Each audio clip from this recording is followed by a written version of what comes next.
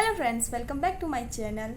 तो कैसे हैं आप सब? होपली आप और आपका भी बिल्कुल अच्छे होंगे, स्वस्थ होंगे और एकदम मस्त होंगे। तो आज हम फिर से एक नई वीडियो लेके आए हैं जो कि आपके लिए काफ़ी यूज़फुल होने वाली है।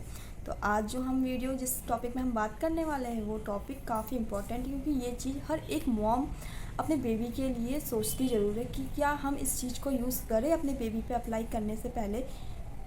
काफ़ी कुछ उनके दिमाग में चलता है, मेरा भी चला था कि हाँ हम यूज़ करें कि नहीं करें। पहले तो हमने स्टार्टिंग में सोचा कि नहीं चलो रहने देते हैं, नहीं यूज़ करते। फिर बाद में जब हमने थोड़ा देखा सुना इस चीज़ के बारे में समझा तो हमें समझ में आया कि हमें क्या करना चाहिए। तो आप बताते हैं कि क्या वो चीज़ है। बट इससे पहले अगर आपने मेरे चैनल को अभी तक नए हैं तो जल्दी से जाके इस चैनल को सब्सक्राइब कीजिए और उसके बगल में बेल आइकन को हिट कीजिए, ताकि मेरे आने वाली वीडियोस जो हैं वो आपके लिए और आपके बेबी के लिए काफ़ी हेल्पफुल हो। तो चलिए बात करते हैं इस टॉपिक के बारे में। तो आज का जो इम्पोर्टेंट टॉपिक है वो है, क्या बच्चे को डायपर पहनाना ठीक होगा? क्या उनके लिए डायपर पहनाना, दिन भर डायपर में रखना बेबी को सेफ़ है? आइए बात करते हैं इसके बारे में। तो हम बेबी को बिल्कुल डायपर में दिन भर रख सकते हैं। जी हाँ, बेबी को दिन भर डायपर में रखना बिल्कुल सेफ़ है।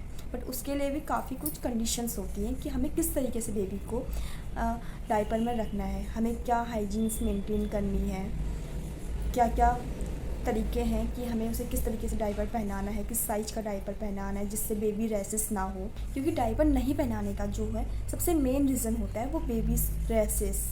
जो बेबीज़ को रैसेस हो जाती हैं, उसी कारण से हम सोचते हैं कि हम अवॉइड करें डायपर, कि हम कम से कम हो सके हम डायपर पहनाएं। बट हमें क्या ऐसी चीज़ें हैं कि हम बेबी को डायपर रैसेस से बचा सकें, जिससे हम उन्हें ईज़िली और सेफली डायपर पहना सकें। तो चलिए बात करते हैं इस वीडियो में। तो देखिए, यहाँ सबसे जो मेन पार्ट है इस चीज़ का, डायपर हम उसे पहनाए या नहीं पहनाए, वो है बेबी को हम कितने हाइजीन में रख रहे हैं। हम उसका जितना अच्छे से हाइजीन मेंटेन करेंगे उस तरीके से उतनी कम उसको रैसेस होने की प्रॉब्लम नहीं होगी, या बहुत कम चांसेस होंगे कि उसे रैसेस हो। क्योंकि क्या होता है, चाहे हम डायपर यूज़ करें या क्लॉथ नेप यूज़ करें, अगर हमने हाइजीन मेंटेन नहीं किया है तो उसको डायपर रैसेस या नॉर्मली जो रैसेस होते हैं वो होंगे ही होंगे। तो सबसे मेन पार्ट है कि हम उसे हाइजीन मेंटेन करें। हमें कोई अच्छे ब्रांड का डायपर लेना चाहिए। अगर हम डायपर यूज़ करना चाहते हैं तो तुम क्या कौन से ब्रांड का डायपर यूज़ करें इसके बारे में सर्च करें, अपने फ्रेंड से पूछे। क्योंकि ऐसा होता है ना, हमें अगर हमारे फ्रेंड्स जितने हैं वो हमें अलग अलग टाइप के बताएंगे, बट हाँ वो हमारा वो होना चाहिए डिसीजन कि हमें कौन से ब्रांड में इन्वेस्ट करना है, कौन से ब्रांड का हमें डायपर बेबीज़ को पहनाना चाहिए। तो ये जो डिसीजन होता है वो हमारा होता है, और ये सब हम अपने बेबी के हेल्थ को, उसके हाइजीन को ध्यान में रखते हुए ये डिसीजन हमें लेना चाहिए। तो हम देखें तो हमें सबसे पहली चीज़, हमें बच्चों के लिए जेल बेस्ड डायपर लेना चाहिए। हमें जब हम किसी भी ब्रांड का हम डायपर लेते हैं, जैसे हमने अपने केमिस्ट के या फिर किसी के भी सजेशन से, टीवी का ऐड देख के या कुछ भी, हमारे रिलेटिव किसी के भी कहने पे हमने एक डायपर पे इन्वेस्ट किया, हमने वो डायपर हम लेके आए, हमने बेबीज़ को पहनाया, अपने बेबी को पहनाया, तो हमें सबसे पहले क्या ऑब्जर्व करना है कि इसकी सोकिंग पावर कितनी है, कितने जल्दी ये पूरा फिल हो जा रहा है, कितने जल्दी ये, कितना मतलब इसका जो कपड़ा है वो कितना सॉफ्ट है, बेबी के लिए कितना कंफर्टेबल है। ये सब चीज़ें हमें खुद ऑब्जर्व करनी पड़ेगी। यही सब देख के हमें अब एक अच्छे ब्रांड के डायपर पे इन्वेस्ट करना है। तो सबसे पहली चीज़ होती है, हमें एक जेल बेस्ड डायपर यूज़ करना चाहिए और एक अच्छे ब्रांड के डायपर पे इन्वेस्ट करना चाहिए, और उसको ऑब्जर्व करना चाहिए कि ये कितने देर में यूज़ हो रहा है। नॉर्मली हम कहते हैं कि 4 to 6 आवर एक बेबी का डायपर जो होता है डे में चेंज होना चाहिए। वन डे में अगर हम देखते हैं तो 4 से 6 घंटे के बीच में बेबी का जो डायपर है वो हमें चेंज कर लेना चाहिए। तो दूसरी चीज़ है कि जो बेबीज़ का जेंटल एरिया है ना, वहाँ की हमें हाइजीन किस तरीके से मेंटेन करनी है। तो जो स्टैंडर्ड गाइडलाइंस के अकॉर्डिंग हमें बेबी का जो डायपर है 3 to 4 आवर के अंदर चेंज कर लेना चाहिए। क्योंकि हम नॉर्मली क्या करते हैं कि हाँ अभी ज़्यादा यूज़ नहीं हुआ है तो चलो रहने देते हैं, थोड़ा सा 4 to 6 आवर हम उसे कंटिन्यू कर लेते हैं। तो हाँ, कुछ बच्चे कम पी करते हैं तो हम लोग 4 to 6 आवर भी उसे कंटिन्यू कर लेते हैं। हाँ, और कुछ बच्चे होते हैं कि बहुत ज़्यादा पी करते हैं तो हमें उनका जो डायपर होता है ऑलमोस्ट 2 और 3 आवर्स के अंदर ही चेंज करना पड़ता है। तो हमें इस तरीके से उसका हाइजीन मेंटेन करना है, हमें ध्यान रखना है जब हम उसका डायपर चेंज कर रहे हैं तो उसके, अगर हम घर में हैं तो हम एक गीला क्लॉथ लेके उसकी जेंटल एरिया को क्लीन करें, उसमें बेबी रैसेस क्रीम लगाए, उसके बाद हाँ फिर उस क्रीम को थोड़ी देर हम रहने दें। ये नहीं कि हमने उसे क्रीम लगाया या फिर हमने उसको क्लीन कर दिया, गीला ही है और हमने नया डायपर या फिर क्लॉथ नैपी हमने उसे पहना दी, तो इस वजह से भी बेबी को रैसेस होने के चांसेस जो होते हैं काफ़ी ज़्यादा हो जाते हैं। अब हम बात करते हैं जो पेरेंट्स होते हैं वो गलती कहाँ पे करते हैं। तो नॉर्मली क्या होता है ना, हमने बेबी ने पी करी, हमने उसका डायपर चेंज किया तो फिर क्या होता है, हम एकदम तुरंत उसके एरिया को, उसके जेनिटल पार्ट्स को हम फटाफट क्लीन करते हैं वाटर से, फिर हम रेसिस क्रीम लगाते हैं और सीधे उसे नया डायपर पहना देते हैं। तो हमें ऐसा भी नहीं करना है, एकदम हमने उसका एरिया क्लीन नहीं किया हाँ और सीधे उसे डायपर पहना दिया, क्योंकि डॉक्टर भी, अगर तुम डॉक्टर से ही पूछोगे कि रेसिस कैसे सही करें तो वो भी ये कहेगा कि एक उसके जो जेनिटल पार्ट है उसमें हवा लगने दो, काफ़ी कम से कम 10 से 15 मिनट हमें पहले उस पार्ट को छोड़ना ही है, जैसे मैंने आपको बताया कि हमें उसे थोड़ी देर रहने देना है, फिर उसके ऊपर से हमें रेसिस क्रीम लगानी है, फिर जाके हमें उसे डायपर पहनाना है। और काफ़ी लोग क्या करते हैं ना कि जैसे बेबी है, बेबी को हम लोग डायपर वगैरह उतारा, हमने उसका जेनिटल पार्ट क्लीन करा और उसे सीधे नया डायपर पहना दिया। हमने उसे नया डायपर पहना दिया, हम सोचते हैं बेबी रेसिस क्रीम तो हम तब लगाएंगे ना जब बेबी को रेसिस होंगे। ये चीज़ मैं भी सोचती थी, ये नॉर्मल एक चीज़ है बेबी रेसिस क्रीम, मतलब हाँ जब रेसिस होंगे तब हम बेबी को ये रेसिस क्रीम लगाएंगे।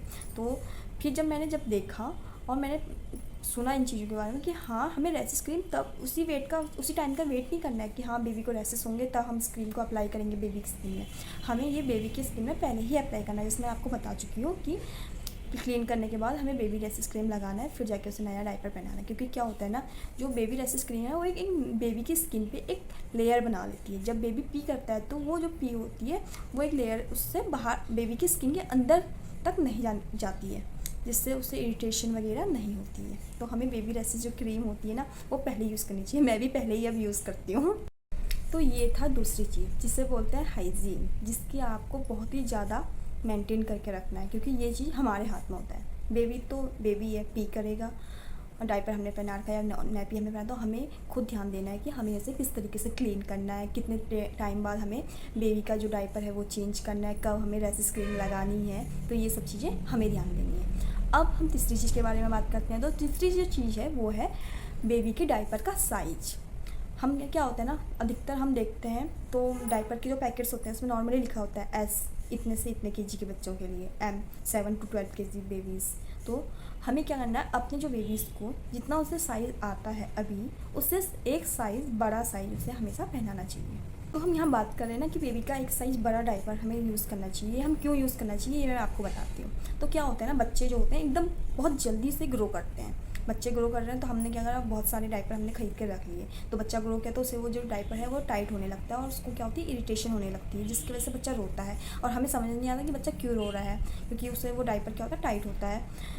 तो ये भी एक रीज़न हो सकता है बच्चे के डायपर पहनने पर रोने का। तो इसलिए हमें हमेशा एक साइज़ बड़ा डायपर लेना चाहिए, जिससे बेबी ईजिली ग्रो अप करे, हिल डुल सके, तो उसे कोई दिक्कत ना हो, कोई परेशानी ना हो और उसे वो डायपर भी टाइट ना हो। अब बात करते हैं चौथी चीज़ के बाद। चौथी चीज़ है वो है रेसिस। अगर बेबी को किसी भी चीज़ कारण की वजह से रेसिस हो सकता है, हम चाहे कितना भी हाइजीन मेंटेन करें, कहीं पर हमसे भी मिस्टेक हो जाती है और कहीं पर क्या होता है डायपर वगैरह की वजह से भी बेबी को रेसिस हो जाते हैं। तो हम नहीं कह सकते किस वजह से उसे रैसेस हुआ है। तो अगर रैसेस हो गया तो हमें सबसे पहली चीज़ क्या करनी है, हमें जो उसका डायपर है वो उससे सबसे पहले दूर करना है, उसे हम डायपर से बिल्कुल अलग रखना है। हमें क्या करना है, हमें उसे ज़्यादा से ज़्यादा एयर में रखना है, जितना हम हो सके उसके जेंटल पार्ट को हम खुला रखें, उसमें एयर आने दें। क्योंकि डॉक्टर भी ये कहते हैं, अगर तुम डॉक्टर के पास जाओगे क्योंकि बेबी को रैसेस हो गया तो सबसे पहले ये कहेंगे कि बेबी को अपने खुली एयर में रखो, उसके जो जेंटल पार्ट है उसको खुला रखो। तो हमें उसका जेंटल पार्ट खुला और अलग से एकदम एयर में रखना है। और क्या करना है, हम चाहे तो उसे लोअर पहना सकते हैं, जो पतले से कॉटन के लोअर होते हैं, हम वो लोअर उसके लिए अलग से बना के हम उसे लोअर वेयर करें, जिससे कि उसे वो इरिटेशन ना हो। रेसिस की वजह से बेबीज़ को बैक साइड काफ़ी इरिटेशन वगैरह हो जाता है, तो जिससे वो लोअर की वजह से इरिटेशन उसको कम हो। सो फ्रेंड्स, डायपर रेसिस को सबसे इजी जो तरीका है ट्रीट करने का वो ये है, उस एरिया को ज़्यादा से ज़्यादा एक कॉटन के गीले कपड़े से साफ़ करते रहो जितना टाइम आप कर सकते हो, और उस एरिया को बिल्कुल खुला छोड़ो। क्योंकि क्या होता है ना, एयर जब उसको कॉन्टैक्ट में पड़ती है तो वो एरिया ज़्यादा से ज़्यादा सही होने के चांसेस उतने ज़्यादा हो जाते हैं, इसलिए उस एरिया को उतने ही ज़्यादा खुला छोड़ो। पाउडर लगाने की गलती बिल्कुल मत कीजिए, क्योंकि पाउडर जो होता है ना उस एरिया को ख़राब करता है। हम सोचते हैं कि हाँ पाउडर डालेंगे तो वो सही हो जाएगा, वो सही नहीं होता, वो उस एरिया को, उसके जेंटल एरिया को पाउडर ख़राब करता है। तो इसलिए पाउडर जितना हो सके उतना अवॉइड कीजिए। पांचवी चीज़ है, हमें एक अच्छे ब्रांड के रेसिस क्रीम पे इन्वेस्ट करना चाहिए। आप देखिए कि कौन सा रेसिस क्रीम हम यूज़ कर रहे हैं, इससे हमें क्या बेनिफिट्स हो रहे हैं, मतलब कितने, क्योंकि हम देखते हैं ना बेबी प्रोडक्ट्स तो इतने सारे आते हैं, तो कौन सा प्रोडक्ट अच्छा है, उसके जो व्यूज़ हैं, रिव्यूज़ हैं, वो चेक कीजिए, फिर जाके आप एक अच्छे ब्रांड का रेसिस क्रीम लीजिए अपने बेबी के लिए। आप चाहे तो ये कोकोनट ऑयल भी यूज़ कर सकते हैं। कोकोनट ऑयल जो होता है नेचुरल होता है और एक एंटी बैक्टीरियल होता है, तो वो आपके बेबी की स्किन को कोई नुकसान नहीं पहुंचा सकता है। सो फ्रेंड, तो अपने बेबी के लिए हमेशा एक बेस्ट चीज़ सजेस्ट कीजिए, अच्छी से बेस्ट चीज़ कंपनी के प्रोडक्ट पे इन्वेस्ट कीजिए, अगर आप डायपर ले रहे हो या रेसिस क्रीम ले रहे हो, क्योंकि हम अपने बेबी के हाइजीन को खुद अपने हाथों से मेंटेन कर सकते हैं ना। हमें किस तरीके से उसे सेफ रखना है रेसिस से, ये हमारे हाथ में है। तो अगर हम ये, बहुत सारे लोग ये सोचते हैं कि हम चलो डायपर अवॉइड कर लेते हैं और हम ये सब चीज़ें भी नहीं करते हैं, कि हम हाइजीन मेंटेन नहीं करते हैं वगैरह वगैरह, हम डायपर रेसिस क्रीम वगैरह नहीं लगाते हैं। अगर ये सोचते हैं तो फिर भी बेबी को रेसिस होगा ही होगा, चाहे आप क्लॉथ नैपी पहनाओ या नॉर्मली आप उसे लोअर या किसी में भी रखो। अगर आप हाइजीन मेंटेन नहीं करते हो तो बेबी को रेसिस होने के चांसेस जो होते हैं काफ़ी ज़्यादा हो जाते हैं। तो होप आपके लिए मेरी जो वीडियो है काफ़ी यूज़फुल होगी और साथ ही साथ हेल्पफुल भी होगी अपकमिंग मॉम्स टू भी जो भी हैं हमारी, उनके लिए, और जो न्यूबॉर्न बेबी हैं उनके लिए, और उन मॉम्स के लिए जो ये सोचते हैं कि क्या डायपर पहनाना बेबी के लिए ठीक होगा, क्या हम पूरे दिन भर बेबी को डायपर्स में रख सकते हैं, उनके लिए भी ये वीडियो काफ़ी हेल्पफुल और यूज़फुल होने वाली है। तो इसके साथ हम इस वीडियो को यहीं पर एंड करते हैं, और एंड करने से पहले जल्दी से मेरे इस वीडियो को अगर आपको अच्छी लगी है तो ज़्यादा से ज़्यादा लाइक का बटन प्रेस कीजिए और मेरे इस वीडियो को ज़्यादा से ज़्यादा शेयर कीजिए। Thank you for watching. फिर मिलते हैं एक और नए यूज़फुल वीडियो के संग।